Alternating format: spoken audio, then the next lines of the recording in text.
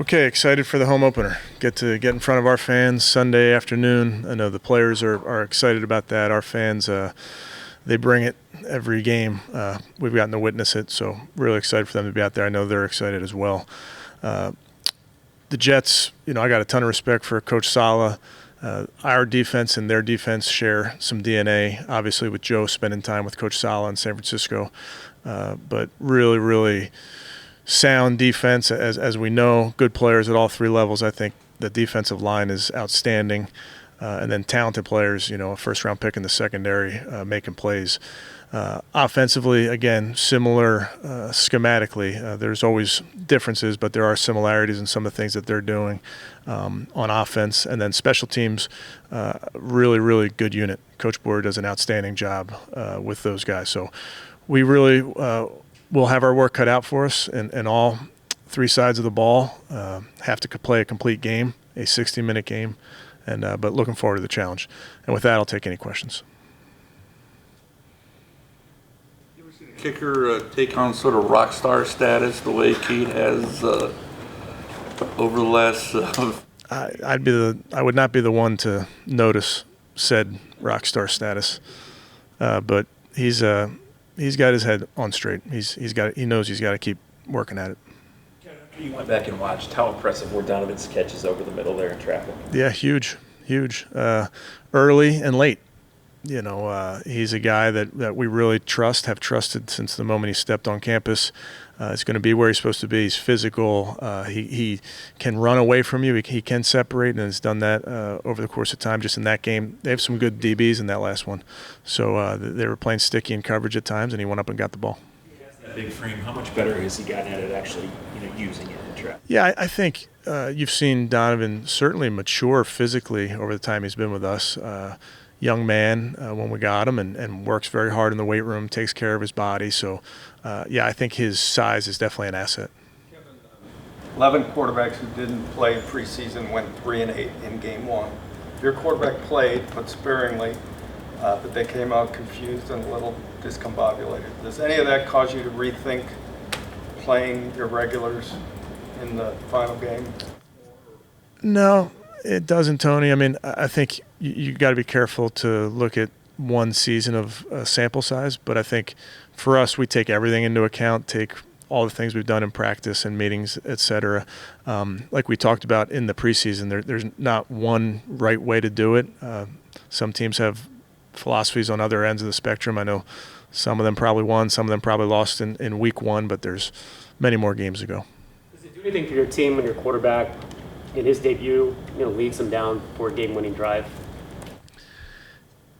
Say it one more time. Does it do anything for your team going forward when your quarterback in his debut takes you down for a game-winning drive? Yeah, I mean, I think, as you guys know, with the quarterback and you're the trigger man, you're getting a ton of credit, a ton of blame, and for him in that first opportunity to come through in a 2-minute drive, we came through in a 2-minute drive at the end of the half, only got 3, but operationally got the ball down there in time to score. So we've worked 2-minute a ton in practice and walkthroughs and those type of things. So does it give a message to the team? I think your overall play does. How you play, how you lead, how you carry yourself is what sends messages to the team. So that 2-minute drive, it doesn't necessarily generate more confidence in a quarterback either way? Yeah, I think winning does, Jake. I really do. I think just doing enough to win, leading the football team. I think Carolina's defense reacted to Nick and Kareem being on the field together. And do you think using it moving forward that opens things up for other guys? Yeah, Carolina had faced a bunch of that personnel type group previously, so we had a lot of tape on how we thought they may respond to that type of personnel grouping. It's really a game-by-game basis what gives the defense problems. Those two guys are two of your better playmakers. I mean, do you think that kind of affects how the defense approaches when those two guys are together? Yeah,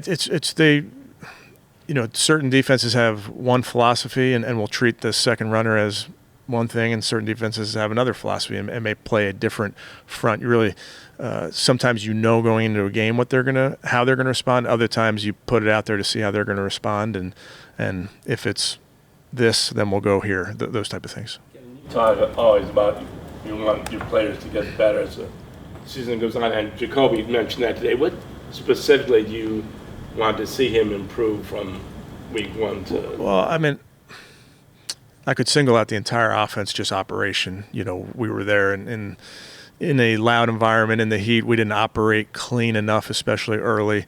I put a lot of that on me, obviously, and then also the quarterback. We put a lot on the quarterback and ask him to run that huddle and those type of things. So I think he'll continue to get better there. Made a lot of good decisions in the football game. I know there's throws that he can make, will make, those type of things. But for us, for the players, when you talk about improvement, we're really just looking for the small things, all the little things that add up to be the big thing. So it could be things in individual that we're going to work on Wednesday, Thursday, and Friday this week just to shore up some technique. A quarterback like Jacoby's been with so many teams and so many years, is it hard to speed up his processing? Or is he ingrained in what he does? Yeah.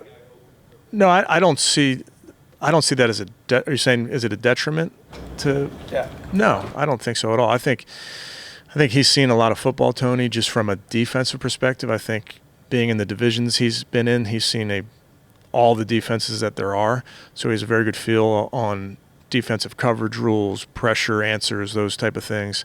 And then when it comes to a new system, certainly reads can change a little bit.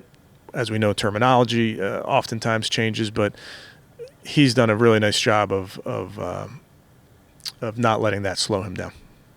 When you mentioned the confidence to win, there were a lot of questions with Jacoby, just even being new here, on how a win would look like for the Cleveland Browns. Did you guys need that to kind of prove to yourself, to everybody, that this is a way we can win games? No, I mean, no. I mean, we don't. I don't think of it that way. I don't believe our players do. It's hard to win. It's hard to win on the road. It's hard to win at home. I mean, you get tough outs in this league.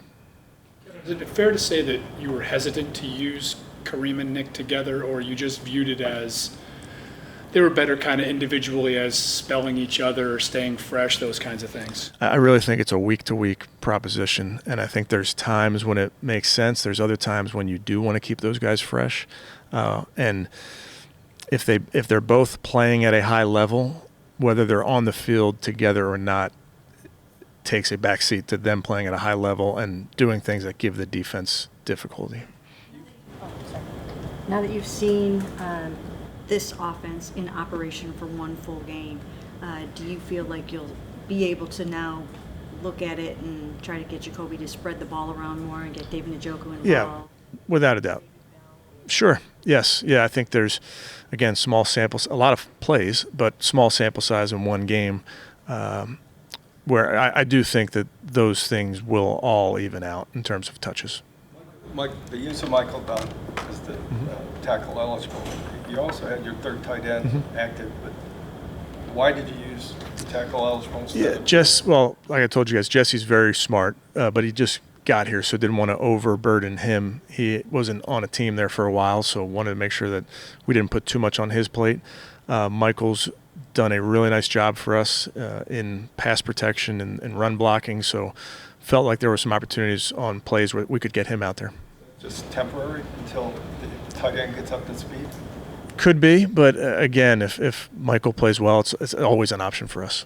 What are the main areas of growth you've seen from James Hudson from rookie season to just this past Sunday? Yeah, I think general understanding of what we're doing, what we're asking him to do, how he's supposed to do it.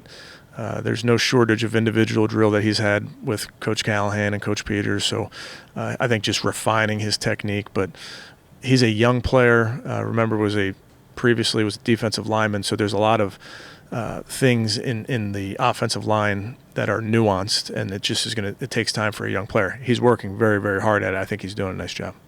Yeah, the Jets run defense versus Baltimore. Yeah, really an impressive front. Going up against Baltimore, which presents all sorts of unique challenges, I thought they did a nice job. They are an attacking front, again, similar to what we preach here, but just the players that they have that can come off the ball and are physical, and they wave them. They'll play, up to 8 defensive linemen and just constantly coming at you. It's just a very aggressive front. You guys commit to the run, so do you just go in knowing it might not be as easy as some other games, you just have to stick with it? Yeah, I mean that's the nature of when we show up and the run game. Teams are going to try and defend the run. We get that, and teams are going to try and defend it in different ways. There's multiple fronts. There's multiple ways that you can get an extra defender in the box and those type of things. So what's so important, Scott, just reminding the players, is you fill that bucket up with knowledge about Carolina and how their players play and their scheme, and now you have to fill it back up with, all right, here's a new scheme, here are new players, and our counter punches are going to be different because of that. Look, so the Vikings, at the end of 2019, when you played Salah in the playoffs, you already knew you were going to hire Joe Woods if you got the job, or was there something as a result of playing that defense that you said, I want that kind of defense? I don't remember, but yeah, Joe and I had a relationship. I was very impressed with Joe's influence on that defense. I thought was impressive. Him together with Coach Salah, I think, are two really, really outstanding football minds, and that was a great defense. I know exactly what Coach Salah is doing in New York. It has all the pieces of being a very, very, very good defense.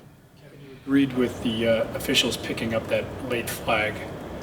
From a experience and learning standpoint, what did you take away from that play, and will you revisit that as you go over those kinds of scenarios? We always do. As you can imagine, I'll just go with whatever they ruled. But every single one of those, we spend Friday mornings going over things that happen around the league. Plays like that have happened before, so it's just a matter of learning from all those moments. Kind of a gray area there is there with that play in particular. Yeah, and I think Jacoby knew what he was trying to do, and I think, again, the officials ruled what they ruled. Kevin, Shorten anything this week or hold anybody back because of next week being a short week? You guys are always thinking ahead. Yeah, we are. So today's practice will kind of reflect that. Not going to be a full Wednesday, just keeping next Thursday in mind, but back to a normal Thursday, Friday. And I'm looking at a story on Zaire Mitchell-Payton from your practice squad. Mm-hmm. What did anything impress you about him in training camp? Because he was kind of an unknown. Yeah, very, very big, very strong hands, works very hard in here all hours, working on his craft. So a good young player. What went into the decision to go with Jerome instead of Dearness? Kicking game.